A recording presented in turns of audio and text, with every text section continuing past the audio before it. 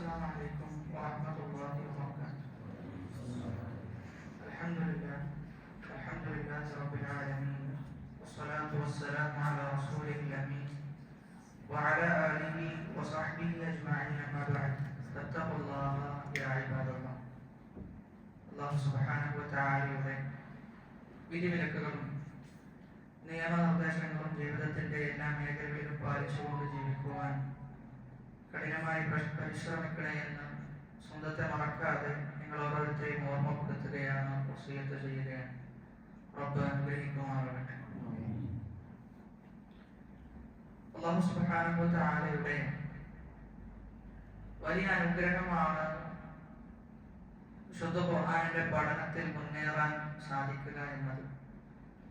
പലപ്പോഴായി നമുക്ക് അത്തരമൊരു അനുഗ്രഹം ലഭിക്കുമ്പോൾ ചിലപ്പോഴെങ്കിലും അത് പഴയതായി പോവുകയും അതല്ലെങ്കിൽ അത്തരം അനുഗ്രഹത്തെ മറന്നു കളയുകയും ചെയ്യുന്ന ഒരു അവസ്ഥാവിശേഷം മനുഷ്യനുണ്ടാകുന്നത് സ്വാഭാവികമാണ്.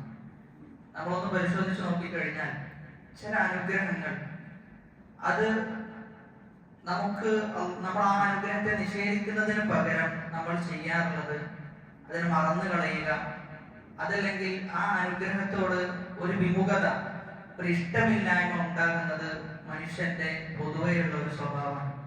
അതുകൊണ്ട് തന്നെ നമ്മൾ മനസ്സിലാക്കേണ്ട ഒരു കാര്യം, ഇങ്ങനെയൊരു ഖുർആനിന്റെ സദസ്സ് സംഘടിപ്പിക്കപ്പെടുകയും അതിൽ നമുക്കൊരല്പസമയം ഇരിക്കുവാനോ ഖുർആനെ മനസ്സിലാക്കുവാനോ ഒക്കെ സാധിക്കുക എന്ന് പറഞ്ഞു കഴിഞ്ഞാൽ വലിയ അനുഗ്രഹത്തിന്റെ ഭാഗമായിട്ടാണ് നമ്മളത് കാണേണ്ടത്. പ്രത്യേകിച്ചും ഖുർആനിന്റെ പഠനം എന്ന് പറയുമ്പോൾ അല്ലാഹു സുബ്ഹാനഹു വ തആലയുടെ സംസാരമാണ് നമ്മൾ ശ്രമിച്ചുകൊണ്ടിരിക്കുന്നത്. സംസാരങ്ങളിൽ വെച്ച് ഏറ്റവും ഉന്നതമായ, ഏറ്റവും വലിയ ആശയങ്ങൾ അടങ്ങുന്ന വഹയിന്റെ സംസാരങ്ങളാണ് നമ്മൾ കേൾക്കുന്നത് എന്ന് പറയുമ്പോൾ അതിന്റെ ഗൗരവവും അതിന്റെ പ്രാധാന്യവും മനസ്സിലാക്കിക്കൊണ്ട് തന്നെ നമ്മൾ ഓരോ ക്ലാസ്സും അതിൽ പങ്കെടുക്കുകയും അതിൽ നിന്ന് നമുക്ക് ലഭിക്കുന്ന പാഠങ്ങൾ ജീവിതത്തിൽ ഉൾക്കൊള്ളുകയും ചെയ്യേണ്ടതുണ്ട് എന്നാണ് ആമുഖമായി ഉണർത്താനുള്ളത്. സ്വഹാബാക്കളെല്ലാം അതീവ താല്പര്യത്തോടെയായിരുന്നു വിശുദ്ധ ഖുർആനിനെ സമീപിച്ചിരുന്നത് എന്ന് അവരുടെ സ്വഭാവത്തിൽ നിന്നും അവരുടെ പെരുമാറ്റത്തിൽ നിന്നും നമുക്കത് കാണുവാൻ സാധിക്കും. ഇബ്നു അബ്ബാസ് റളിയല്ലാഹു അൻഹു പറയുന്നത്, ഖുർആനിനെ ഒരാൾ പഠിക്കാൻ തയ്യാറായി കഴിഞ്ഞാൽ അവന് ഭക്ഷണം ലഭിക്കുന്നത് പോലെയാണെന്ന്. അതായത് അവന് മതിയാവുകയില്ല എന്ന്. ചില ആളുകൾക്ക് ഭക്ഷണം കഴിച്ചു കഴിഞ്ഞാൽ പെട്ടെന്ന് എന്തെയും മതിയാകും. എന്നാൽ ഖുർആനിനെ സംബന്ധിച്ചിടത്തോളം എത്ര തന്നെ ഖുർആൻ പാരായണം ചെയ്തു കഴിഞ്ഞാലും ഖുർആൻ പഠിക്കാൻ ശ്രമിച്ചു കഴിഞ്ഞാലും ഖുർആനിന്റെ ആശയങ്ങളിലൂടെ സഞ്ചരിച്ചാലും ഈമാനുള്ള ഒരാളെ സംബന്ധിച്ചിടത്തോളം അവന് മതിയാവുകയില്ല എന്ന് ഇബ്നു അബ്ബാസ് റളിയല്ലാഹു അൻഹു പറയുന്നുണ്ട്. അതിൽ നിന്ന് നമ്മൾ മനസ്സിലാക്കേണ്ടത്, നമുക്ക് ഖുർആൻ പാരായണം ചെയ്യുമ്പോഴോ അതല്ലെങ്കിൽ ഖുർആനിന്റെ പഠനത്തിൽ നമ്മൾ സന്നിഹിതരാകുമ്പോഴൊക്കെ നമുക്കൊരു മടി അതല്ലെങ്കിൽ ഒരു അലസത ഉണ്ടാകുന്നുണ്ട് എങ്കിൽ നമ്മൾ തിരിച്ചറിയേണ്ടത് ഈമാനിൽ നമുക്ക് കാര്യമായ കുറവുണ്ട് എന്ന്. ഖുർആൻ പാരായണം ചെയ്യുമ്പോഴും പഠിക്കുമ്പോഴും യാതൊരു അലസതയും ഇല്ലാതെ നല്ല ഉണർവോടുകൂടി ഇനിയും പഠിക്കണം എന്ന ഒരു തോന്നലും ഒരു നിശ്ചയദാർഢ്യവുമാണ് നമുക്ക് ഉണ്ടാകേണ്ടത്.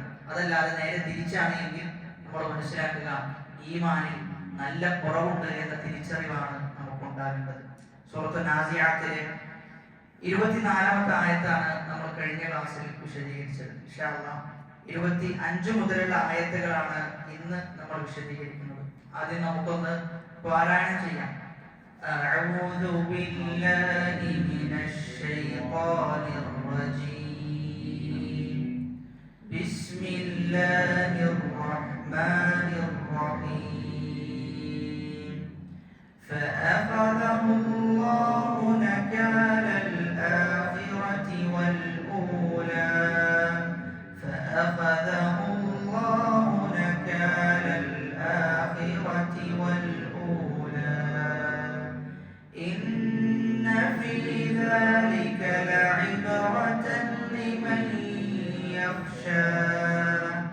إن في ذلك لعبرة لمن يخشى. أأنتم أشد خلقا أم السماء بناها. أأنتم أشد خلقا السماء بناها رفع سمكها فسواها رفع سمكها فسواها وأغطش ليلها وأخرج ضحاها وأغطش ليلها وأخرج ضحاها والأرض بعد ذلك دحاها والأرض بعد ذلك دحاها أخرج منها ماءها ومرعاها أخرج منها ماءها ومرعاها والجبال أرساها والجبال أرساها متاعا لكم ولأنعامكم متاعا لكم ولأنعامكم فقال أنا ربكم الأعلى എന്ന ആയത്താണ് കഴിഞ്ഞ ക്ലാസ്സിൽ നമ്മൾ വിശദമായി വിശദീകരിച്ചത്. ഫിർഔൻ പറയാൻ ഫഖാല ഞാൻ അന റബ്ബുകുമുൽ അഅല ഫഖാല അവൻ പറയുന്നു ഞാനാണ് ഏറ്റവും വലിയ റബ്ബ് എന്ന്. അപ്പോൾ അതിനുള്ള മറുപടികളും അതോടൊപ്പം തന്നെ ഫിർഔനിനെ പോലെ തന്നെ റുബൂബിയത്തിലുള്ള തൗഹീദിനെ നിഷേധിച്ച ആളുകൾ ആരൊക്കെ എന്നുള്ള കാര്യങ്ങൾ എന്ത് ചെയ്തിട്ടുണ്ട് കഴിഞ്ഞ ക്ലാസ്സിൽ നമ്മൾ വിശദമായി പറഞ്ഞു വെച്ചിട്ടുണ്ട്. ഫഖാല അന റബ്ബുകുമുൽ അഅല എന്ന് ഫിർഔൻ പറയുന്നത് 40 വർഷത്തിന് ശേഷമാണ്. അതായത് മാ അലിംതു ലക്കും മിൻ ഇലാഹിൻ ഗൈരി മാ അലിംതു ലക്കും മിൻ ഇലാഹിൻ ഗൈരി ഞാനല്ലാതെ ഒരു ഇലാഹില്ല എന്ന ആയത്ത് എന്ന പ്രസ്താവന പറഞ്ഞതിന് ശേഷം 40 വർഷം കഴിഞ്ഞിട്ടാണ് എന്ത് പറയുന്നത് ഫഖാല അന റബ്ബുകുമുൽ അഅല. രണ്ടും ധിക്കാരത്തിന്റെ വർത്തമാനമാണ്.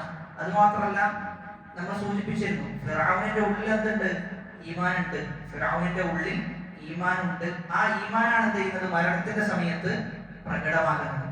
ആ ഈമാൻ മരണത്തിന്റെ സമയത്ത് പ്രകടമാവുകയും ഞാൻ മുഅ്മിനീങ്ങളിൽ പെട്ടവനാണ് എന്ന് ഫിർഔൻ വാദിക്കുകയും ചെയ്യുന്നുണ്ട്.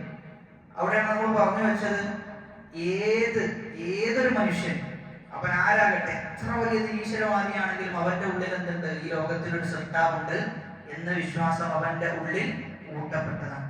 ഇനി അത്തരത്തിൽ വാദിക്കുന്ന ആളുകൾ ഇങ്ങനെയുള്ള ധിക്കാരത്തിന്റെ വർത്തമാനം പറയുന്ന ആളുകൾ അവരെ അള്ളാഹു പിടികൂടുമെന്നാണ് 25-ാമത്തെ ആയത്തിൽ അള്ളാഹു പറയുന്നത്.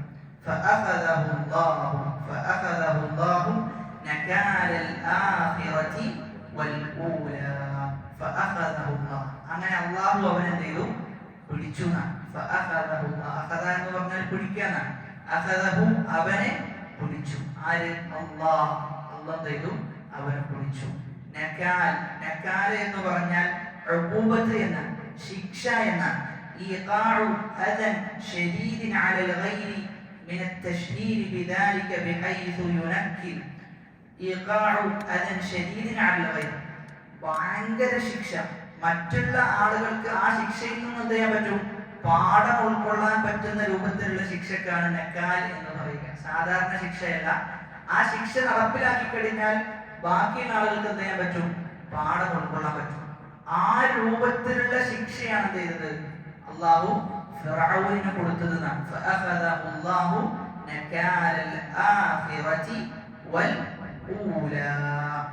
അപ്പൊ ഇവിടെ എന്നതിന് 2 വിശദീകരണമാണ് നൽകപ്പെട്ടിട്ടുള്ളത്. ഒന്നാമത്തെ വിശദീകരണം ആഖിറത്ത് എന്ന് പറഞ്ഞു കഴിഞ്ഞാൽ ആഖിറത്തിൽ എന്തുണ്ടാകും ഒരു ശിക്ഷ ഉണ്ടാകും. ആഖിറത്തിൽ എത്തിക്കഴിഞ്ഞാൽ ഫിർഔനിന് എന്തുണ്ട് ശിക്ഷയുണ്ട്. അൽ ഊല എന്താ ഊല എന്ന് പറഞ്ഞാൽ അർത്ഥം? ആഖിറത്തിന്റെ കൂടെ തന്നെ ഊല എന്ന് പറഞ്ഞാൽ അതിന്റെ ഉദ്ദേശം എന്താ? ദുനിയാവാണ്, ഇഹലോകാണ്. വേറൊരു സൂറത്തിലും സമാനമായ ആയത്ത് വന്നിട്ടുണ്ട്. എവിടെയാണ്? നമ്മൾ സാധാരണ പാരായണം ചെയ്യുന്ന സൂറത്താണ്. ആയത്ത് പറയാൻ പറ്റുമോ? വലൽആഖിറതു ഖൈറുൽ ലക മിനൽ ഊല. ഏതിനാണ്? ഏത് സൂറത്താ? സൂറത്തുൽ ദുഹ. ദുഹയിലാണ്.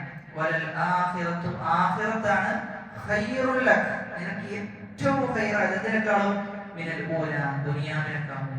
അപ്പൊ ഊല എന്നതിനെ ദുനിയാവ് എന്ന അർത്ഥത്തിൽ വിശുദ്ധ ഖുർആനിൽ എന്ത് ചെയ്തിട്ടുണ്ട്? പ്രയോഗിച്ചിട്ടുണ്ട്. വിശുദ്ധ ഖുർആനിൽ ഏറ്റവും കൂടുതൽ പ്രതിപാദിക്കപ്പെട്ടത് ദുനിയാവിനെ കുറിച്ചാണോ ആഖിറത്തിനെ കുറിച്ചാണോ? ദുനിയാവിനെ കുറിച്ചാണ്. ദുനിയാവിൽ ദുനിയാവിനെ കുറിച്ച് 100 ചില്ലാനം പ്രാവശ്യം എന്ത് ചെയ്തിട്ടുണ്ട്?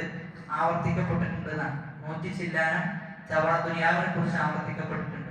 ഇവിടെ പറയുന്നത് അല്ലാഹു പിടിച്ചു, ആഖിറത്തിൽ എന്തുണ്ട്? ഒരു പിടുത്തം പിടിക്കുന്ന ആ പിടുത്തത്തിൽ ബാക്കിയുള്ള ആളുകൾക്ക് എന്തുണ്ടാകും? ബാക്കിയുള്ള ആളുകളെ സംബന്ധിച്ചിടത്തോളം അതൊരു ഗുണപാഠമായി മാറും. ആഖിറത്തിൽ മാത്രമല്ല ഫിർഔനെ പിടിച്ചിട്ടുള്ളത്, എവിടെ പിടിച്ചിട്ടുണ്ട്? വൽ ഊല, ദുനിയാവിലും അല്ലാഹു പിടികൂടിയിട്ടുണ്ട്. ദുനിയാവിൽ എവിടുന്നാണ്, എന്ത് ശിക്ഷയാണ് അല്ലാഹു നൽകിയത്?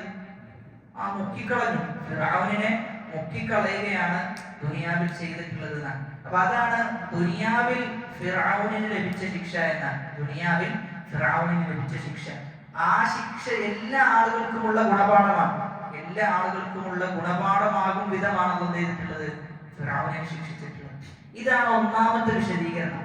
എന്നാൽ ഈ ആയത്തിന് വേറൊരു വിശദീകരണം കൂടി പണ്ഡിതന്മാർ നൽകിയിട്ടുണ്ട്. അത്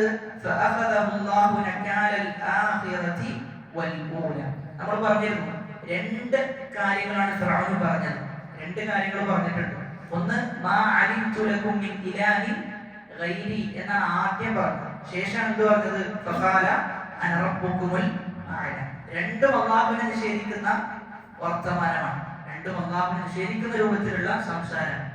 അപ്പൊ അതില് അല്ലാഹു കുളിച്ചു നകാലൽ ആഖിറതി.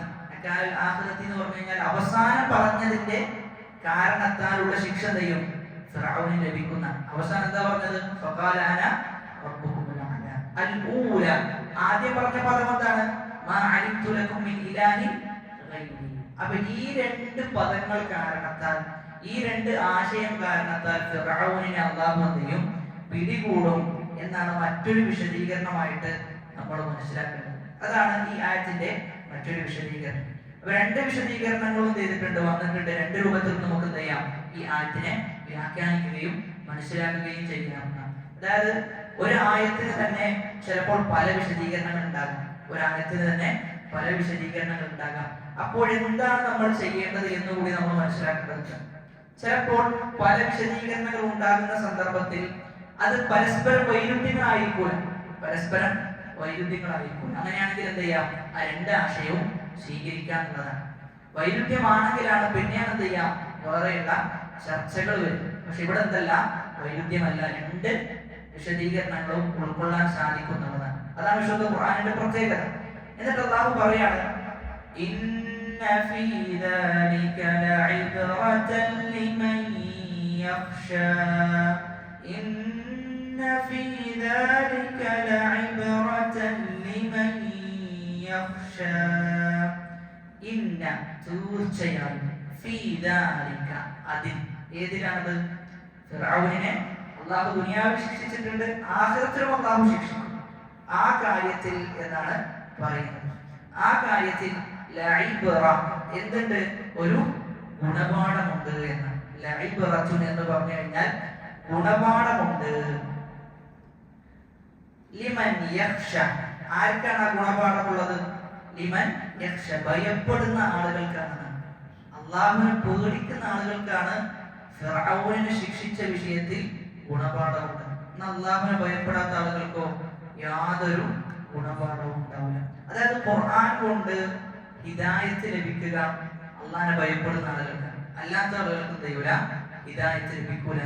അതാണ് ഹിദായത്തുൽ ഖാസ്സ എന്ന് പറയുന്നത്. പ്രത്യേകമായ സന്മാർഗം ലഭിക്കുക അല്ലാഹുവിനെ ഭയപ്പെടുന്ന ആളുകൾക്കാണ്, അല്ലാത്ത ആളുകൾക്ക് ദൈവല ആ രൂപത്തിലുള്ള ഹിദായത്ത് ലഭിക്കുകയില്ല എന്നാണ് വിശുദ്ധ ഖുർആൻ പറഞ്ഞു വെക്കുന്നത്. അപ്പൊ ഇവിടെ ഇബറത്ത്, ഗുണപാഠമുണ്ട് എന്ന് പറഞ്ഞു കഴിഞ്ഞാൽ നമ്മൾ മനസ്സിലാക്കേണ്ടത് ഫിർഔനിന്റെ ആഖിബത്ത്, ഫിർഔനിന് എന്തായിട്ടുണ്ട്? പര്യവസാനം വളരെ മോശമാണ്, വളരെ മോശമായ പര്യവസാനമാണ്.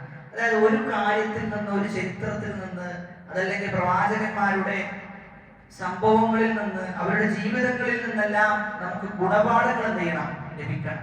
ഗുണപാഠങ്ങൾ ലഭിക്കുക എന്ന് പറഞ്ഞു കഴിഞ്ഞാൽ അത് അറിഞ്ഞു പോകുക എന്നുള്ളതല്ല, മറിച്ച് അവർ ജീവിച്ചതുപോലെ ജീവിച്ചു കഴിഞ്ഞാൽ ചില നേട്ടങ്ങൾ എന്ത് ചെയ്യാനുണ്ട്? ലഭിക്കാനുണ്ട്. അതേപോലെ തന്നെ അവർ ജീവിച്ചതുപോലെ ജീവിച്ചിട്ടില്ലെങ്കിലോ ചില തെറ്റുകൾ, ചില പരീക്ഷണങ്ങൾ, ചില ശിക്ഷകൾ ജീവിതത്തിൽ വരാനുണ്ട് എന്ന തിരിച്ചറിവിനെയാണ് ഇബ്റത്ത് എന്ന് പറയുന്നത്. അതാണ് ഇന്ന ഫീ ദാലിക ലഇബ്റ, തീർച്ചയായും അതിൽ അങ്ങേയറ്റത്തെ ഗുണപാഠമുണ്ട് എന്നാണ് ആയത്തിന്റെ അർത്ഥം. കാരണം ഇന്ന എന്ന തൗക്കീദിന്റെ ഹർഫ് ഉപയോഗിച്ചു. ആ തൗക്കീദിന്റെ ഹർഫ് ഉപയോഗിച്ചിട്ട് വീണ്ടും അതിന് ഉറപ്പുവരുത്താം ലഇബ്റ, എന്തുണ്ട്? നല്ല ഒരു ഗുണപാഠമുണ്ട്. ആർക്കാണുള്ളത്? ലിമൻ യഖ്ശാ ഫഇന്ന മൻ യഖ്ശാ അല്ലാഹ ഹുവല്ലദീ യൻതഫിഉ ബിൽ ആയാതി വൽ ഇബർ. ആയത്തിൽ നിന്ന് ഉപകാരം ലഭിക്കുക അല്ലാഹുവിനെ ഭയപ്പെടുന്ന ആളുകൾക്കാണ്. എന്നാൽ പേടിയില്ലാത്ത ആളുകൾക്കോ യാതൊരു ഉപകാരം ചെയ്യൂല, ആയത്ത് കൊണ്ട് ലഭിക്കൂല. ആ ആയത്ത് ഇങ്ങനെ കേട്ടുപോകും, പക്ഷെ ജീവിതത്തിലോ അതല്ലെങ്കിൽ ഹൃദയത്തിനോ യാതൊരു മാറ്റവും അതുണ്ടാക്കുകയില്ല. അതുകൊണ്ടാണ് നമ്മൾ മനസ്സിലാക്കേണ്ടത്, സലഫുകളെ സംബന്ധിച്ചിടത്തോളം ആയത്തുകൾ അവരുടെ ജീവിതത്തിൽ കേട്ട് കഴിഞ്ഞാൽ, ആയത്തുകൾ അവരിലൂടെ കടന്നു പോയി കഴിഞ്ഞാൽ വലിയ മാറ്റം ചെയ്യും അവരുടെ ജീവിതത്തിൽ ഉണ്ടാക്കും. അലം യഅ്നി ലില്ലദീന ആമനു അൻ തഖ്ശഅ ഖുലൂബുഹും. അല്ലാഹു ചോദിക്കാൻ, അതല്ല അല്ലാഹുവിന്റെ ആയത്തുകൾ കേട്ടിട്ട് ഹൃദയങ്ങൾ നടുങ്ങുവാനായിട്ടില്ലയോ എന്ന് ചോദിക്കാൻ, ഹൃദയത്തിനൊരു മാറ്റം അതിലൂടെ ഉണ്ടാകുന്നില്ലേ എന്ന് ചോദിക്കുന്നുണ്ട്. ഈ ആയത്ത് കേട്ടിട്ട് മാറിയ ഒരുപാട് മുൻഗാമികളുണ്ട്, തെറ്റുകളിൽ ജീവിക്കുന്ന ആളുകൾ. എന്നാൽ ഈ ആയത്ത് കേട്ടിട്ട് എന്ത് ചെയ്യും? ജീവിതം ഒന്നാകെ മാറുന്ന അറിയപ്പെട്ട ഒരു സലഫിനെ കുറിച്ച് പറയപ്പെടാറുള്ളത് അദ്ദേഹം കുത്താടത്തൊരിക്കായിരുന്നു എന്നാണ്. അതായത് വഴിയിൽ പോകുന്ന ആളുകളുടെ സാധനങ്ങളും മറ്റൊക്കെ എന്ത് ചെയ്യും? അദ്ദേഹം മോഷ്ടിച്ചെടുക്കുന്ന. എത്രത്തോളം ഹജ്ജിന് പോകുന്ന ആളുകളുടെ വസ്തുക്കൾ വരെ, ഹജ്ജിന് പോകുന്ന ആളുകളുടെ വസ്തു വരെ അദ്ദേഹം മോഷ്ടിച്ചെടുക്കാറുണ്ടായിരുന്നു. അപ്പൊ അദ്ദേഹത്തെ അത്രയും പേടിയായിരുന്നു എന്നാണ് ആൾക്കാർ. അദ്ദേഹം ആ വഴിയിൽ ഉണ്ടെന്ന് മനസ്സിലാക്കി കഴിഞ്ഞാൽ പിന്നെ എന്ത് ചെയ്യൂല? ആ വഴിയിലൂടെ ഹജ്ജിനോ അവിടക്കോ പോകൂല. അങ്ങനെ അദ്ദേഹം ഒരു ദിവസം എന്ത് ചെയ്തു? ഇതേപോലെ മോഷ്ടിക്കാൻ വേണ്ടി ഒരു വീടിൽ കയറുന്ന സന്ദർഭത്തിലാണ് എന്ത് ചെയ്യുന്നത്? ഈ ആയത്ത് ഒരാൾ തഹജ്ജുദിന് പാരായണം ചെയ്യുന്നത്. അദ്ദേഹം മോഷ്ടിക്കാൻ വേണ്ടി കയറാണ്. ഈ ആയത്ത് കേട്ട മാത്രമേ അദ്ദേഹം എന്ത് ചെയ്തു? അദ്ദേഹം ഞാൻ എന്ന് ഉത്തരം കൊടുത്തു. അത് എനിക്ക് മാറാൻ സമയമായിട്ടുണ്ട്. അദ്ദേഹം എന്ത് ചെയ്തു? മാറി. ഒറ്റ ആയത്ത് എന്ത് ചെയ്തു? അദ്ദേഹത്തിന്റെ ജീവിതത്തെ മാറ്റിമറിച്ചു. പിന്നെ അദ്ദേഹം ചരിത്രത്തിൽ അറിയപ്പെട്ട ഒരു വ്യക്തിത്വമായി മാറിയിട്ടുണ്ട് എന്നാണ്. അതായത് പിൽക്കാലക്കാരൊക്കെ അദ്ദേഹത്തിന്റെ കൗലുകൾ, അദ്ദേഹത്തിന്റെ സംസാരങ്ങൾ എന്ത് ചെയ്തിട്ടുണ്ട്? അവരുടെ ഗ്രന്ഥങ്ങളിൽ കൊണ്ടുവന്നിട്ടുണ്ട്. അത്രയും വലിയ മനുഷ്യനായി മാറി. അത് എന്തുകൊണ്ടെന്ന് വെച്ച് കഴിഞ്ഞാൽ ഹൃദയത്തിൽ എന്ത് ചെയ്യണം? ഖശിയത്ത് എന്ന് പറയുന്ന, പേടി എന്ന് പറയുന്ന സൽഗുണം ഹൃദയത്തിൽ ഉണ്ടാകുന്ന. റസൂലുള്ളാഹി സ്വല്ലല്ലാഹു അലൈഹി വസല്ലമ പറയുന്നത്, ആദ്യമായി ഉമ്മത്തിൽ നിന്ന് എടുക്കപ്പെടുന്നത് ഖശിയത്താണ്. ആദ്യമായി ഉമ്മത്തിൽ നിന്ന് എടുക്കപ്പെടുക പേടിയാണ്. ഖശിയത്തിന് ഒരു പ്രത്യേകത ഉണ്ട്. ഖൗഫും ഖശിയത്തും തമ്മിൽ വ്യത്യാസമുണ്ട്. ഖൗഫ് എന്ന് പറഞ്ഞാൽ എന്താ അർത്ഥം? പേടി തന്നെയാണ്. ഖശിയത്ത് എന്ന് പറഞ്ഞാലും പേടി തന്നെയാണ്. പക്ഷെ ഖശിയത്ത് എന്ന് പറഞ്ഞു കഴിഞ്ഞാൽ അറിഞ്ഞുകൊണ്ടുള്ള പേടിയാണ്. ഒരു കാര്യത്തെ അറിഞ്ഞു ഭയപ്പെടുന്നതിനെയാണ് ഖശിയത്ത് എന്ന് പറയുന്നത്. അല്ലാഹു സുബ്ഹാനഹു വ തആല പറയുന്നുണ്ട്, അല്ലാഹുവിനെ ഭയപ്പെടുന്നത് യഖ്ഷല്ലാഹ മിൻ ഇബാദിഹിൽ ഉലമാ. അല്ലാഹുവിനെ ഭയപ്പെടുന്നത് ഉലമാക്കൾ മാത്രമാണെന്നാണ് പറയുന്നത്. അവിടെ ഉലമാക്കളെ ചേർത്തുകൊണ്ടാണ് യഖ്ഷ എന്ന പദം ചെയ്തിട്ടുള്ളത്, ഉപയോഗിച്ചിട്ടുള്ളത്. അതിന്റെ അർത്ഥം എന്താ? ഇൽമുള്ള ആളുകൾ, അറിവുള്ള ആളുകളാണ് എന്ത് ചെയ്യാം? അല്ലാഹുവിനെ ഭയപ്പെടുക. അവിടെ പണ്ഡിതന്മാർ വിശദീകരിക്കുന്നത് ഖശിയത്ത് എന്ന് പറഞ്ഞു കഴിഞ്ഞാൽ അൽ ഖൗഫു മഅൽ ഇൽം, അറിവോട് കൂടിയുള്ള ഭയത്തെയാണ് ഖശിയത്ത് എന്ന് പറയുക. അതുകൊണ്ട് നമുക്കൊരു കാര്യത്തെ അറിയുമ്പോൾ ഉണ്ടാകുന്ന പേടിക്കാണ് ഖശിയത്ത് എന്ന് പറയും. അല്ലാഹു സുബ്ഹാനഹു വ തആലയോട് നമ്മൾ എപ്പോഴും ചോദിക്കേണ്ട ഒന്നാണ് എന്ത്? ഖശിയത്ത്. എപ്പോഴും ചെയ്യണം? അല്ലാഹുവിനോട് ചോദിക്കണം. റസൂലുള്ളാഹി സ്വല്ലല്ലാഹു അലൈഹി വസല്ലമ അങ്ങനെ ചോദിച്ചിരുന്നു. ഒരുപാട് പ്രാർത്ഥനകൾ അത്തരത്തിൽ എന്ത് ചെയ്തിട്ടുണ്ട്? ഉദ്ധരിക്കപ്പെട്ടു വന്നിട്ടുണ്ട്. അല്ലാഹുമ്മ അസ്അലുക ഖശ്യതക ഫിൽ ഗൈബി വശഹാദ. അദൃശ്യത്തിലും ദൃശ്യത്തിലും റബ്ബേ നിന്നെ ഭയപ്പെടുന്നവരുടെ കൂട്ടത്തിൽ എന്ത് ചെയ്യണം? നീ എന്നെ ഉൾപ്പെടണം എന്ന പ്രാർത്ഥന ചെയ്തിട്ടുണ്ട്. നബി സല്ലല്ലാഹു അലൈഹി വസല്ലം പ്രാർത്ഥിച്ചിട്ടുണ്ട്. അപ്പോൾ റസൂലാണ് എന്ത് ചെയ്യുന്നത്? ആ പ്രാർത്ഥന പ്രാർത്ഥിക്കുന്നത്. അദൃശ്യത്തിലും ദൃശ്യത്തിലും നിന്നെ ഭയപ്പെടുന്ന ആളുകളുടെ കൂട്ടത്തിൽ എന്നെ ഉൾപ്പെടുത്തണം. അത് പ്രത്യേകിച്ചും ഈ ഒരു കാലഘട്ടത്തിൽ നമ്മൾ എന്ത് ചെയ്യേണ്ടതുണ്ട്? അമിതമായി പ്രാർത്ഥിക്കേണ്ടതുണ്ട്. അമിതമായ പ്രാർത്ഥന, അങ്ങനെയുള്ള പ്രാർത്ഥനകൾ നമ്മൾ ഉരുവിടേണ്ടതുണ്ട്. കാരണം പ്രത്യക്ഷത്തിൽ നമ്മൾ അല്ലാഹു സുബ്ഹാനഹു വ തആലയെ ആരാധിക്കുകയും ആ ആരാധനയിൽ മുഴുകുകയും, എന്നാൽ പരോക്ഷമാവുകയും നമ്മൾ ദൃശ്യത്തിൽ നിന്ന് മാറി ഒറ്റക്കാകുന്ന ഒരു സന്ദർഭം ഉണ്ടായിക്കഴിഞ്ഞാൽ തെറ്റിലേക്ക് പോകുന്ന അവസ്ഥകൾ പലപ്പോഴും ചെയ്തിട്ടുണ്ട്, വർദ്ധിച്ചിട്ടുണ്ട്. അങ്ങനെ ആരും കാണാതെ രഹസ്യമായി നമ്മൾ തിന്മകൾ ചെയ്തു കഴിഞ്ഞാൽ നമ്മൾ മനസ്സിലാക്കേണ്ടത് നമ്മുടെ ജീവിതത്തിന്റെ ഏറ്റവും വലിയ അപകടമായിരിക്കും അത് എന്നാണ്. ഏറ്റവും വലിയ അപകടം, അതായത് ഒരു അടിമ നശിച്ചു പോകുന്നതിനുള്ള ഏറ്റവും വലിയ കാരണം രഹസ്യത്തിൽ അവൻ ചെയ്യുന്ന തിന്മയാണെന്ന് പണ്ഡിതന്മാർ പറയുന്നത്. മിൻ അസ്ബാബിൽ ഇന്തികാസ, ഒരാൾ ഇസ്തിഖാമത്തിൽ നിന്ന് തെറ്റി നേരെ തിരിയും, നേരെ കീഴ്മേൽ പറയുന്ന അവസ്ഥ ഉണ്ടാകുന്നതാണ്. അവന്റെ ദീന തന്നെ എന്തെയും ഇല്ലാതാകുന്ന അവസ്ഥ ഉണ്ടാകും. അതിനുള്ള ഏറ്റവും വലിയ കാരണം രഹസ്യത്തിൽ ചെയ്യുന്ന തിന്മകളാണ്. രഹസ്യത്തിൽ ചെയ്യുന്ന തിന്മകൾ. സലഫുകൾ പരസ്പരം കണ്ടാൽ, അവർ അങ്ങോട്ടും ഇങ്ങോട്ടും കണ്ടാൽ ചില ഉപദേശങ്ങൾ പറയാറുണ്ട്. ആ ഉപദേശത്തിൽ പ്രധാനപ്പെട്ട ഒരു ഉപദേശമാണ്, നീ നിന്റെ രഹസ്യം നന്നാക്കുക എങ്കിൽ അള്ളാഹു നിന്റെ പരസ്യം എന്തെയും നന്നാക്കി തരുന്ന. പക്ഷെ രഹസ്യം മോശമായാലോ പരസ്യവും എന്തെയും മോശമാകുന്നതാണ്. രഹസ്യം മോശമായാൽ പരസ്യവും മോശമാകും. അതുകൊണ്ട് നമ്മൾ വളരെയധികം പേടിക്കേണ്ട ഒരു വിഷയമാണ് രഹസ്യത്തിൽ നമ്മൾ അറിയാതെ എന്തെങ്കിലും ഒരു ചിന്മയിൽ അകപ്പെട്ടു പോയിട്ടുണ്ട് എങ്കിൽ പൂർണ്ണമായി എന്ത് ചെയ്യണം? അല്ലാഹുവിലേക്ക് തൗബ ചെയ്ത് മടങ്ങണം. അതിനി എത്ര ചെറിയ തിന്മയായാലും അത് നമ്മെ കൊണ്ടേ എന്ത് ചെയ്യുള്ളൂ? ദുനിയാവിൽ പോകുള്ളൂ എന്നാണ്. അത് നമ്മെ കൊണ്ടേ പോകുള്ളൂ. നമ്മുടെ ഈമാൻ എന്ത് ചെയ്യും? അതിലൂടെ മൊത്തത്തിൽ നഷ്ടപ്പെടുന്ന അവസ്ഥാവിശേഷം ഉണ്ടാകും. അത് മാത്രമല്ല, ഒരു സമാധാനം ഉണ്ടാകില്ല. നമ്മുടെ സമാധാനം എന്ത് ചെയ്യും? തച്ചുടക്കപ്പെടും. സന്തോഷം ഉണ്ടാകൂല. വിഷമത്തിലൂടെ എന്ത് ചെയ്യാ? ജീവിച്ചു പോകാനാണ്. സ്വന്തത്തോട് ഒരു താല്പര്യം പോലും ഉണ്ടാകുക. രഹസ്യത്തിൽ തിന്മ ചെയ്യുന്ന ആളുകൾ തിരിച്ചറിയേണ്ടത് സ്വന്തത്തോട് ഒരു താല്പര്യം ഉണ്ട്. ഉമർ ഇബ്നുൽ ഖത്താബ് റളിയല്ലാഹു അൻഹു റസൂലുള്ളാഹി സ്വല്ലല്ലാഹു അലൈഹി വസല്ലമയോട് പറയുന്നുണ്ട്, റസൂലേ, വല്ലദി നഫ്സി ബിയദി, എന്റെ നഫ്സ് ആരുടെ കയ്യിലാണോ അവൻ തന്നെയാണ് സത്യം. ഞാൻ ആദ്യം എന്നെയാണ് ഇഷ്ടപ്പെടുന്നത് എന്നാണ്. ഞാൻ എന്നെയാണ് ഏറ്റവും കൂടുതൽ ഇഷ്ടപ്പെടുന്നത്. എന്നിട്ട് റസൂലെ താങ്കളെയാണ്. സ്വന്തത്തോട് ഇഷ്ടമുണ്ടാവുക എന്ന് പറഞ്ഞു കഴിഞ്ഞാൽ അത് ആർക്കേ സാധിക്കുള്ളൂ? നന്മയുള്ള ഹൃദയത്തിന്റെ ഉടമകൾക്കേ സാധിക്കുള്ളൂ എന്നാണ്. രഹസ്യത്തിൽ തിന്മ ചെയ്തു കഴിഞ്ഞാൽ നമ്മൾ നമ്മുടെ ഹൃദയം എങ്ങനെയാണോ വർക്ക് ചെയ്യേണ്ടത് അതിന്റെ നേരെ ഓപ്പോസിറ്റാണ് ചെയ്തുകൊണ്ടിരിക്കുന്നത്. അതിന്റെ നേർ വിപരീതമാണ് നമ്മൾ പ്രവർത്തിച്ചു കൊണ്ടിരിക്കുന്നത്. അതുകൊണ്ട് തന്നെ അത് വളരെ അപകടം പിടിച്ച വിഷയമാണ്. നമ്മൾ ദീനിൽ നിന്ന് വ്യതിചലിച്ചു പോയിട്ടുണ്ട് എങ്കിൽ, ആരെങ്കിലും ഒരാൾ ദീനിൽ നിന്ന് വ്യതിചലിച്ചു പോയിട്ടുണ്ടെങ്കിൽ പണ്ഡിതന്മാർ പറയുന്നത് അവരുടെ രഹസ്യം ഒന്നെങ്കിൽ എന്തായിട്ടുണ്ട്? മോശമായിട്ടുണ്ട്. അതല്ലെങ്കിൽ നീയത്ത് എന്തായിട്ടുണ്ട്? മോശമായിട്ടുണ്ട്. അതുകൊണ്ട് തന്നെ അള്ളാഹുവിനോട് നമ്മൾ നിരന്തരം പ്രാർത്ഥിക്കേണ്ട വിഷയമാണ് രഹസ്യത്തിൽ എന്ത് ചെയ്യാതിരിക്കുക? അള്ളാഹുവിനെ ധിക്കരിക്കാതിരിക്കുക എന്നുള്ളത്. സല്ലല്ലാഹു അലൈഹി വസല്ലമ പറയുന്നത്, രഹസ്യത്തിൽ അള്ളാഹുവിനെ ധിക്കരിക്കുന്ന ആളുകൾ അവരുടെ അവസ്ഥയെ കുറിച്ച് റസൂലുള്ളാഹി സ്വല്ലല്ലാഹു അലൈഹി വസല്ലമ പറയുന്നത്, എല്ലാ നന്മകളും എന്തെയും ഇല്ലാതാക്കുന്ന, അവർ ചെയ്ത എല്ലാ നന്മകളും എന്തെയും ഇല്ലാതാക്കും.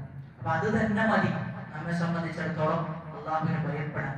പിന്നെ നമ്മൾ മനസ്സിലാക്കേണ്ടത്, രഹസ്യത്തിലേക്ക് നമ്മൾ തിന്മയിലേക്ക് പോകാനുള്ള കാരണം പലപ്പോഴും പരസ്യത്തിൽ വളരെ നല്ല മനുഷ്യന്മാരായിരിക്കും. രഹസ്യത്തിലേക്ക് എത്തുമ്പോൾ കഴിക്കും എന്ത് ചെയ്യാം? അങ്ങനെയുള്ള തിന്മകളിലേക്ക് അറിയാതെ ചെന്നുപെടുക. അതിനുള്ള ഒന്നാമത്തെ കാരണം അള്ളാഹുവിനോടുള്ള, അള്ളാഹുവിനെ മനസ്സിലാക്കേണ്ടത് പോലും മനസ്സിലാക്കിയിട്ടില്ല എന്നാണ്. ചില ഉലമാക്കളൊക്കെ പറയാറുണ്ട്, നിന്നെ നോക്കുന്ന നോട്ടത്തിൽ വെച്ച് അള്ളാഹു നിന്നെ നോക്കുന്നു എന്നതിന് നീ എന്ത് ചെയ്യരുത്? ചെറുതാക്കി കാണരുതെന്നാണ്. അതേ തിന്മ നമ്മുടെ കുടുംബക്കാരുടെ നമ്മൾ എന്ത് ചെയ്യൂല. നമ്മൾ ഒരിക്കലും അതിലേക്ക് അടുക്കുക പോലില്ല. എന്നാൽ അള്ളാഹു കാണുന്നുണ്ട് എന്നതിന് നമ്മൾ എന്ത് ചെയ്തു? വളരെ ചെറിയ നോട്ടത്തിലാണ് നമ്മൾ അത് ചെയ്തിട്ടുള്ളത്, ഗണിച്ചിട്ടുള്ളത് എന്നാണ്. അതേ സമയത്ത് ഓരോ കുടുംബക്കാർ കാണുകയാണെങ്കിലോ അതിന് നമ്മൾ വലുപ്പത്തിൽ കണ്ടിട്ടുണ്ട്. അപ്പൊ അതിനുള്ള ഒന്നാമത്തെ ശമനം എന്ന് പറഞ്ഞു കഴിഞ്ഞാൽ അള്ളാഹുവിനെ കുറിച്ചുള്ള ബോധ്യം ചെയ്യണം നമ്മുടെ മനസ്സിൽ ഉണ്ടാക്കി കൊടുക്കണം. നമ്മുടെ മനസ്സിന് എപ്പോഴും പറഞ്ഞ് പ്രേരിപ്പിക്കേണ്ട ഒരു വിഷയം, അള്ളാഹു കാണുന്നുണ്ട്. അള്ളാഹുവിന്റെ നോട്ടം അത് വളരെ പ്രാധാന്യം അർഹിക്കുന്നതാണ്. തിന്മയിലേക്ക് ചെന്നു കഴിഞ്ഞാൽ എല്ലാം അള്ളാഹു വളരെ കൃത്യമായി രേഖപ്പെടുത്തി വെക്കുന്നുണ്ട്. അള്ളാഹുവിന്റെ ശിക്ഷയിൽ നിന്ന് ഒരാളും രക്ഷപ്പെടുകയില്ല എന്ന പൂർണ്ണ ബോധ്യവും അള്ളാഹുവിനെ അവർ മനസ്സിലാക്കേണ്ടത് പോലും മനസ്സിലാക്കിയിട്ടില്ല എന്നാണ്. ഭൂമി മൊത്തം അള്ളാഹുവിന്റെ കൈപ്പിടിയിലായിരിക്കുന്ന ആ അള്ളാഹുവിനെയാണ് ഞാൻ ധിക്കരിക്കുന്നത് എന്ന ബോധ്യം എന്ത് ചെയ്യണം? മനസ്സിലുണ്ടാകണം.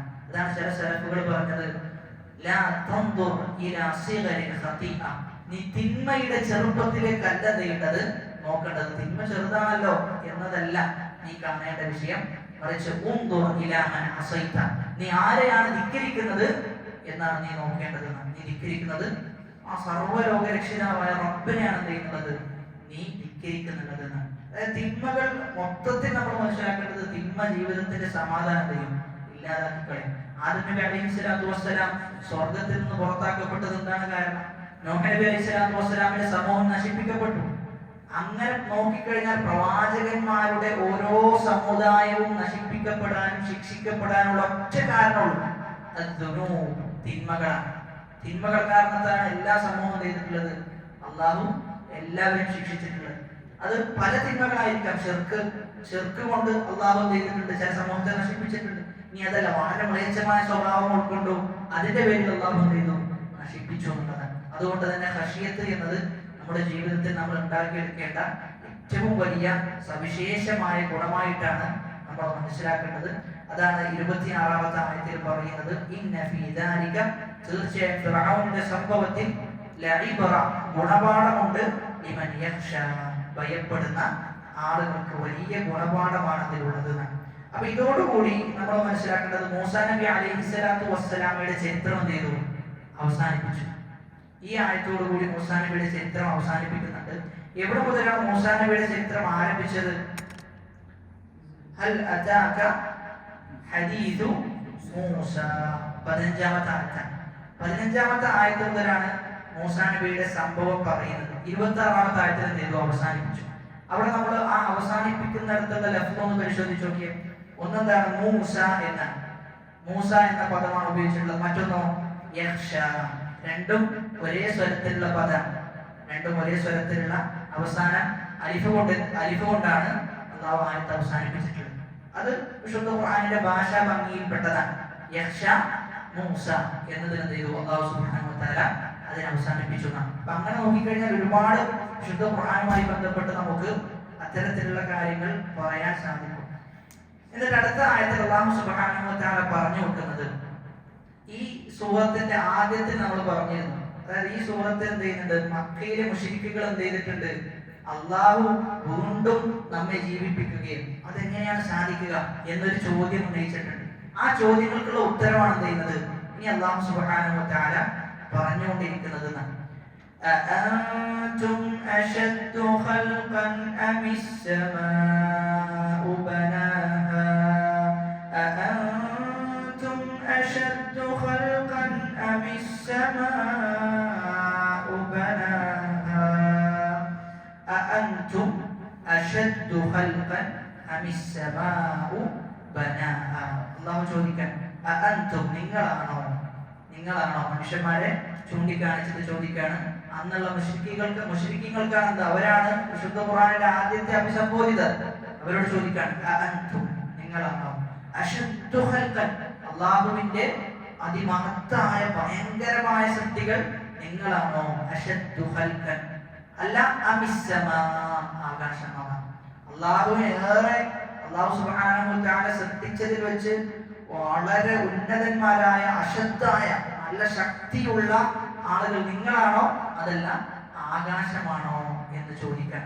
ബനാഹ, നിർമ്മിച്ചതിൽ വെച്ച്, ബനാഹ നിർമ്മിച്ചതിൽ വെച്ച്. സൂറത്തുൽ ഗാഫിറിൽ ഇതേ ആയത്തിനുള്ള ഉത്തരമുണ്ട്. അല്ലാഹു പറയാണ്, ലഖൽഖുസ് സമാവാതി വൽ അർദി അക്ബറു മിൻ ഖൽഖിൻ നാസ്, ജനങ്ങളെ സൃഷ്ടിച്ചതിനേക്കാളും ഏറ്റവും ഉത്തമവും ഏറ്റവും വലുതും ആകാശത്തെയും ഭൂമിയെയും സൃഷ്ടിച്ചതാണ്. ഏറ്റവും വലിയ സൃഷ്ടിപ്പ് ആകാശത്തെയും ഭൂമിയെയും സൃഷ്ടിച്ച സൃഷ്ടിപ്പാണ്. വലാകിന്ന അക്സറ നാസി ലാ യഅലമൂൻ, പക്ഷെ അധികം ആളുകളും എന്ത് ചെയ്യുന്നില്ല? മനസ്സിലാക്കുന്നില്ല എന്നാണ്. മറ്റൊരായത്തിൽ സൂറത്തു യാസീനിലെ 81-ാമത്തെ ആയത്താണ്, അവലൈസ അല്ലദീ ഖലഖസ് സമാവാതി വൽ അർദ ബിഖാദിരിൻ അലാ അൻ യഖ്ലുഖ മിസ്ലഹും ബലാ വഹുവൽ ഖല്ലാഖുൽ അലീം.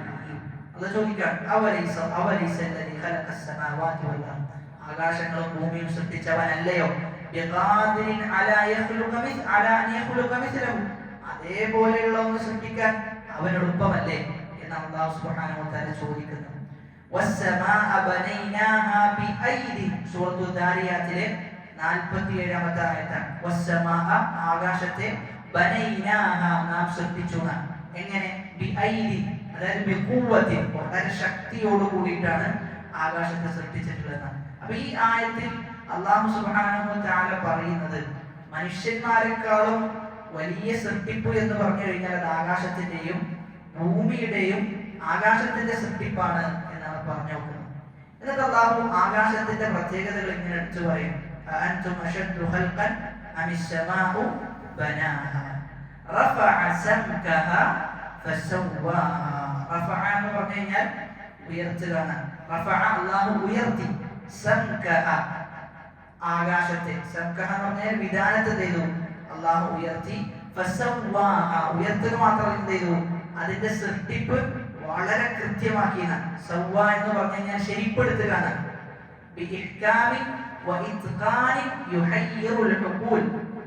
നമ്മുടെ ബുദ്ധി പോലും അത്ഭുതപ്പെടുന്ന രൂപത്തിലാണ് ഇതിലുള്ളത്. ആകാശത്തിന്റെ സൃഷ്ടിപ്പ് അല്ലാഹു സൃഷ്ടിച്ചിട്ടുള്ളതാണ്. ആകാശത്തിലേക്ക് നോക്കിയാൽ തന്നെ നമുക്ക് മനസ്സിലാക്കും വളരെ വലിയ അത്ഭുതം. കാരണം ഒരു തൂണ് പോലും ഇല്ലാതെയാണ് ചെയ്യുന്നത്. അത് വളരെ കൃത്യമായി നിലനിൽക്കുന്നത്.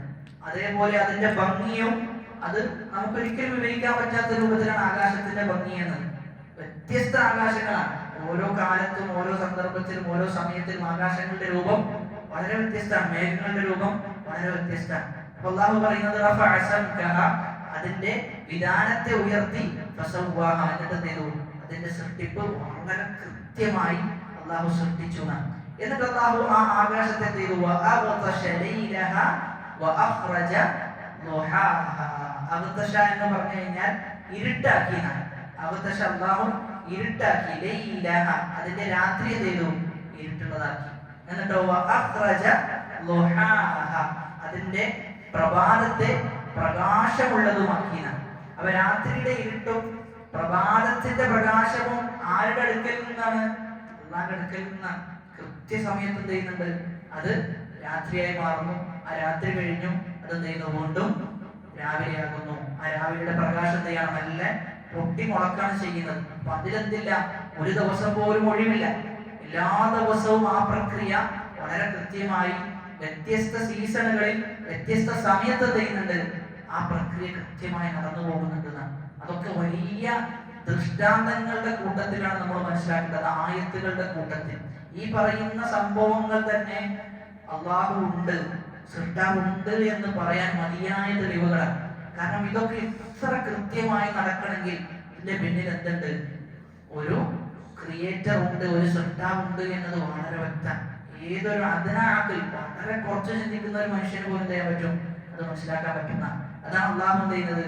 വളരെ കൃത്യമായി ഫിത്രത്തിനെ അല്ലാഹു ഉണർത്തുകയാണ് ചെയ്യുന്നത്. മനുഷ്യന്റെ ഫിത്രത്തിനെ ഉണർത്തുകയാണ് ചെയ്യുന്നത്. അഅൻതും അശദ്ദു ഖൽഖൻ അമിസ് സമാഉ ബനാഹാ റഫഅ സംകഹ ഫസവ്വാഹ വഅഗ്തശ ലൈലഹ വഅഖ്റജ ളുഹാഹ. എന്നിട്ട് അല്ലാഹു ഭൂമിയെ കുറിച്ചാണ് പറയുന്നത്. അപ്പൊ ആദ്യം ആകാശത്തെ കുറിച്ച് പറഞ്ഞു, പിന്നെ ഭൂമിയെ കുറിച്ച് പറഞ്ഞു. ആദ്യം ആകാശമാണോ സൃഷ്ടിക്കപ്പെട്ടത്, അതല്ല ഭൂമിയാണോ സൃഷ്ടിക്കപ്പെട്ടത്?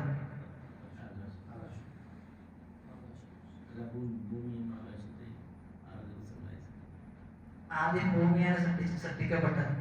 ആദ്യം അല്ലാഹു സുബ്ഹാനഹു വ തആല ഭൂമിയെ സൃഷ്ടിച്ചു. ഭൂമിയെ സൃഷ്ടിച്ചതിന് ശേഷമാണ് എന്ത് ചെയ്തത്? ആകാശത്തെ സൃഷ്ടിക്കുന്നത്. ആകാശത്തെ സൃഷ്ടിച്ചതിന് ശേഷമാണ് ഭൂമിയെ സംവിധാനിക്കുന്നത്.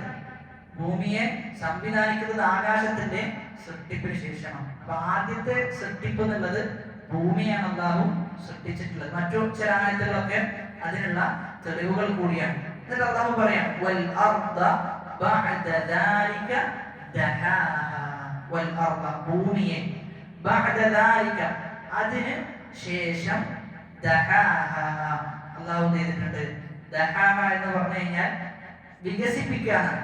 ദഹാഹ വികസിപ്പിച്ചു. ഭൂമി അല്ലാഹു സുബ്ഹാനഹു വ തആല വികസിപ്പിച്ചിട്ടുണ്ട്. ഏതിനു ശേഷം എന്നാ പറയുന്നത്? ഏതിനു ശേഷം? ആകാശത്തിന്റെ സൃഷ്ടിപ്പിന് ശേഷം. അപ്പൊ അതിന്റെ അർത്ഥം എന്താ? വികസിപ്പിക്കുകയാണ് ചെയ്തതെന്നാണ്. അപ്പൊ അപ്പത്തിന് എന്തുണ്ട്?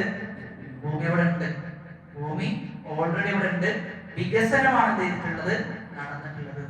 ആ വികസനം എന്താ? എന്താ വികസനം എന്ന് പറഞ്ഞു കഴിഞ്ഞാൽ അതാണ് അടുത്ത ആയത്തിൽ പറയുന്നത്.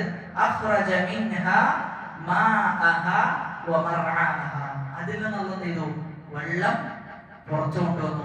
ഭൂമിയിൽ നിന്ന് വെള്ളത്തെ അല്ലാഹു സുബ്ഹാനഹു വ തആല പുറത്തു കൊണ്ടുവന്നു എന്ന് മാത്രമല്ല, വമർആഹാ, സസ്യ ജാലങ്ങളും എന്ത് ചെയ്തു? അല്ലാഹു പുറത്തു കൊണ്ടുവന്നു. ഒരുപാട് വ്യത്യസ്ത രൂപത്തിലുള്ള ചെടികൾ, മരങ്ങൾ ഒക്കെ എന്ത് ചെയ്തു? അല്ലാഹു മുളപ്പിച്ചു. അപ്പൊ ഈ ദഹാഹ എന്ന് പറഞ്ഞു കഴിഞ്ഞതിന്റെ ദഹാഹ എന്നതിന്റെ വിശദീകരണമാണ് അഖ്റജ മിൻഹാ മാഅഹ വമർആഹ. എന്നിട്ട് അല്ലാഹു പർവ്വതത്തെ കുറിച്ച് പറയാം. വൽ ജിബാല അർസാഹ. അല്ലാഹു പർവ്വതത്തെ ചെയ്തു ഉറപ്പിച്ചു നിർത്തിയെന്നാണ്. പർവ്വതത്തെ കുറിച്ച് നമ്മൾ വിശദമായിട്ട് എന്ത് ചെയ്തിട്ടുണ്ട്? സൂറത്തു നബഅ പറയുന്നിടത്ത് എല്ലാ ആയത്തുകളും കൊണ്ടുവന്ന് ആ പർവ്വതത്തിന്റെ സൃഷ്ടിപ്പും പർവ്വതത്തിന്റെ അത്ഭുതവും ഒക്കെ നമ്മൾ വിശദീകരിച്ചിട്ടുണ്ട്. വൽ ജിബാല, പർവ്വതം, അർസാഹ, അതിനെ നാം എന്ത് ചെയ്തു? അർസാഹ എന്ന് പറഞ്ഞു കഴിഞ്ഞാൽ അതിനെ ഉറപ്പിച്ചു, അതിനെ സ്ഥിരപ്പെടുത്തിയതാണ്. ആ അർസാഹ എന്ന പദത്തിന്റെ അർത്ഥം ഉറപ്പിക്കുക. ഇതിന്റെ അടുത്ത ആയത്ത് മതാഅൻ ലക്കും. ഈ പറഞ്ഞ കാര്യങ്ങളൊക്കെ, അതായത് 27ാമത്തെ ആയത്ത് മുതൽ അഅൻതും അശദ്ദു ഖൽഖൻ അമിസ് സമാഉ ബനാഹ എന്ന ആയത്ത് മുതൽ 32ാമത്തെ ആയത്ത് വരെ ഒരുപാട് അനുഗ്രഹങ്ങളെ കുറിച്ചാണ് അല്ലാഹു പറയുന്നത്. അതോടൊപ്പം ആർക്കുള്ള മറുപടിയുണ്ട്? മക്കയിലെ മുശ്രിക്കുകൾക്കുള്ള മറുപടിയുമുണ്ട്. ഈ പറയുന്ന സൃഷ്ടിപ്പാണ് നിങ്ങളെ സൃഷ്ടിച്ചതിനേക്കാളും വലുത് എന്ന് പറഞ്ഞു കൊടുത്തതിന് ശേഷം അല്ലാഹു പറയാം, ഇതൊക്കെ ആർക്ക് വേണ്ടിയിട്ടാണ് സൃഷ്ടിച്ചത്? മതാഅൻ ലക്കും വലി അൻആമിക്കും, നിങ്ങൾക്കും നിങ്ങളുടെ കന്നുകാലികൾക്കും ഉപയോഗിക്കാനായിട്ടാണ് അല്ലാഹു സൃഷ്ടിച്ചിട്ടുള്ളത്. അപ്പൊ നമ്മൾ മനസ്സിലാക്കേണ്ടത് അത് വല്ലാത്തൊരു പ്രയോഗമാണ്. അല്ലാഹു ഭൂമിയെ സൃഷ്ടിച്ചത് ആർക്ക് വേണ്ടിയിട്ടാണ്? അവിടെ താമസിക്കുന്ന മനുഷ്യന് വേണ്ടിയിട്ടാണ്. പർവ്വതങ്ങൾ സൃഷ്ടിച്ചത്, ആകാശത്തെ വ്യവസ്ഥപ്പെടുത്തിയത്, ഭൂമിയിൽ തന്നെ വ്യത്യസ്ത രൂപത്തിൽ മനുഷ്യന് ഉപകാരമെടുക്കാൻ സാധിച്ചത്, അല്ലാഹു കടലിനെയും അതേപോലെയുള്ള മറ്റു ഒരുപാട് അനുഗ്രഹങ്ങൾ ഭൂമിയിൽ അല്ലാഹു സംവിധാനിച്ചത് എല്ലാം ആർക്ക് വേണ്ടിയിട്ടാണ്? മതാഅൻ ലക്കും, നിങ്ങൾക്ക് വേണ്ടിയിട്ടാണ്. എന്നിട്ടോ വലി അൻആമിക്കും, നിങ്ങളുടെ കന്നുകാലികൾക്ക് വേണ്ടിയിട്ട്. അപ്പൊ ഈ പറയുന്ന ഭൂമിയിൽ എന്തൊക്കെയുണ്ടോ അതൊക്കെ മനുഷ്യന്മാർക്ക് വേണ്ടിയിട്ടാണ് അല്ലാഹു ചെയ്തിട്ടുള്ളത്, സൃഷ്ടിച്ചിട്ടുള്ളത്. എല്ലാം മനുഷ്യന്മാർക്ക് വേണ്ടിയിട്ടാണ്. അപ്പൊ ആ മനുഷ്യൻ എന്തായി മാറണം? വളരെ നന്ദിയുള്ള ആളുകളായി മനുഷ്യന്മാർ മാറേണ്ടതുണ്ട്. കാരണം എല്ലാം സൃഷ്ടിക്കപ്പെട്ടത് ആ മനുഷ്യന് വേണ്ടിയിട്ടാണ്. എന്നിട്ടും ആ മനുഷ്യൻ ധിക്കരിക്കുന്നുവെങ്കിൽ അവൻ വളരെ വലിയ ധിക്കാരിയാണ് എന്നാണ് വിശുദ്ധ ഖുർആൻ നമുക്ക് പരിചയപ്പെടുത്തിയിട്ടുണ്ട്. അതാണ് വിശുദ്ധ ഖുർആനിൽ കുതിരയെ കുറിച്ച് എന്ത് ചെയ്യുന്നുണ്ട്? ഒരു സ്ഥലത്ത് പറയുന്നുണ്ടല്ലോ. ഏതാണ് കുതിരയെ കുറിച്ച് പ്രതിപാദിക്കുന്ന സൂറത്ത്? കുതിരയെ കുറിച്ച് അവിടെ അല്ലാഹു സുബ്ഹാനഹു വ തആല പ്രതിപാദിക്കുന്നത് എന്തുകൊണ്ടാണ്? കുതിരക്ക് തന്റെ യജമാനനിൽ നിന്ന് 2 നേരത്തെ ഭക്ഷണം കിട്ടുന്നത്. ആ 2 നേരത്തെ ഭക്ഷണം ലഭിച്ച കുതിര എന്തെയാണ്? യജമാനൻ പറയുമ്പോൾ യുദ്ധഭൂമിയിലേക്ക് ചാടിപ്പോകാൻ വളരെ വേഗതയും അതിന്റെ ശരീരത്തെയോ അതിന്റെ ജീവനെയോ ഒന്നും വില കൽപ്പിക്കാതെ എന്റെ യജമാനൻ പറഞ്ഞിട്ടുണ്ട് എങ്കിൽ ഞാൻ എന്ത് ചെയ്യും? പുറപ്പെടും എന്ന് പറഞ്ഞുകൊണ്ട് എന്തെയാണ് കുതിര പോവുക. അവിടെയാണ് അല്ലാഹു എന്ത് ചെയ്യുന്നത്? മനുഷ്യനെ ഉപമയായി കൊണ്ടുവരുന്നത്. മനുഷ്യൻ അങ്ങേയറ്റത്തെ നന്ദി കെട്ടവനാണ് എന്ന പ്രയോഗം അല്ലാഹു പ്രയോഗിക്കുന്നത്. കാരണം ആ കുതിരക്ക് 2 നേരത്തെ ഭക്ഷണം ലഭിച്ച കുതിര എന്ത് ചെയ്യുന്നുണ്ട്? ആ യജമാനോട് നന്ദിയോടുകൂടി പെരുമാറുന്നുണ്ട്. എന്താണ് യജമാനൻ പറഞ്ഞത് അതിന്റെ അപ്പുറം എന്ത് ചെയ്യൂല, ആ കുതിര പോകൂല എന്നാണ്. എന്നാ മനുഷ്യനോ എല്ലാം നിങ്ങൾക്കും നിങ്ങളുടെ കന്നുകാലികൾക്കും വേണ്ടിയാണ് സൃഷ്ടിക്കപ്പെട്ടത്, സൃഷ്ടിച്ചിട്ടുള്ളത് എന്ന് പറയുമ്പോൾ ആ മനുഷ്യൻ എവിടെ നിൽക്കുന്നു എന്നതാണ് ഏറ്റവും വലിയ ചോദ്യം. അതുകൊണ്ട് അല്ലാഹു ഖുർആനിൽ എന്ത് ഉപമ പറഞ്ഞാലും ആ ഉപമയിൽ നിന്നൊക്കെ നമ്മൾ എന്ത് ചെയ്യേണ്ടതുണ്ട്? ഉറ്റാലോചിക്കേണ്ടതുണ്ട് എന്നുള്ളതാണ്. ഇതാണ് എന്നതിന്റെ ആശയമായിട്ട് നമ്മൾ മനസ്സിലാക്കേണ്ടത്. അതോടൊപ്പം തന്നെ എന്ന് പറഞ്ഞെടുത്ത് ചില കാര്യങ്ങൾ സൂചിപ്പിക്കാൻ വിട്ടുപോയിട്ടുണ്ട്. അതിൽ ഒന്നാമത്തേത് അഖദ എന്ന് പറഞ്ഞു കഴിഞ്ഞാൽ പിടിക്കാനാണ്. അഖദ എന്ന് പറഞ്ഞു കഴിഞ്ഞാൽ പിടിക്കുക. നമ്മൾ പറഞ്ഞിരുന്നു അല്ലാഹു ചെയ്തു ഒരു പിടുത്തം ഫിർഔനിനെ ആഖിറത്തിലും പിടിക്കും, ദുനിയാവിലും എന്ത് ചെയ്യും? പിടിക്കുന്നതാണ്. അപ്പൊ ഇവിടെ അഖദ എന്ന് പറഞ്ഞു കഴിഞ്ഞാൽ ഫിഅല് മാദിയാണ്, കഴിഞ്ഞു പോയതാണ്. അപ്പൊ ആഖിറത്തിൽ സംഭവം കഴിഞ്ഞു പോയിട്ടുണ്ടോ?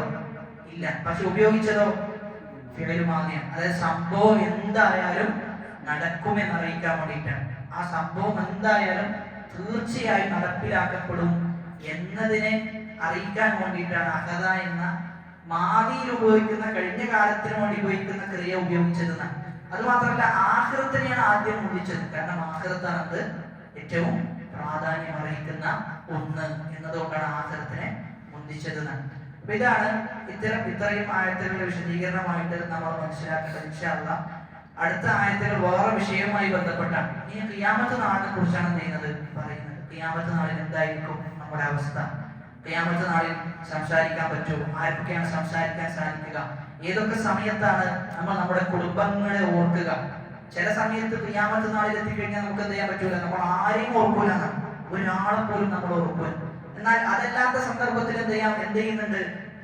മറ്റുള്ള നമ്മുടെ കുടുംബാംഗങ്ങളെ നമ്മൾ ഓർക്കുന്നുണ്ട്. അപ്പൊ അത് എന്തൊക്കെയാണ്, അതിന്റെ ഭയാനകത എന്താണ് എന്നുള്ള വിശദാംശങ്ങളാണ് വരുന്ന ആയത്തുകളിൽ അല്ലാഹു സുബ്ഹാനഹു വ തആല വിശദീകരിക്കുന്നത്. ഇൻഷാ അല്ലാഹ് നമുക്ക് അടുത്ത ക്ലാസ്സിൽ വിശദീകരിക്കാമെന്നാണ് കരുതുന്നത്. അല്ലാഹു സുബ്ഹാനഹു വ തആല കേട്ടതിലുപരി ജീവിതത്തിൽ പ്രാവർത്തികമാക്കാനുള്ള തൗഫീഖ് നൽകി അനുഗ്രഹിക്കുമാറാകട്ടെ. നമ്മിൽ നിന്ന് വന്നുപോയ ചെറുതും വലുതുമായ എല്ലാ വീഴ്ചകൾ അല്ലാഹു പുറത്തു മാറ്റി നൽകുമാറാകട്ടെ.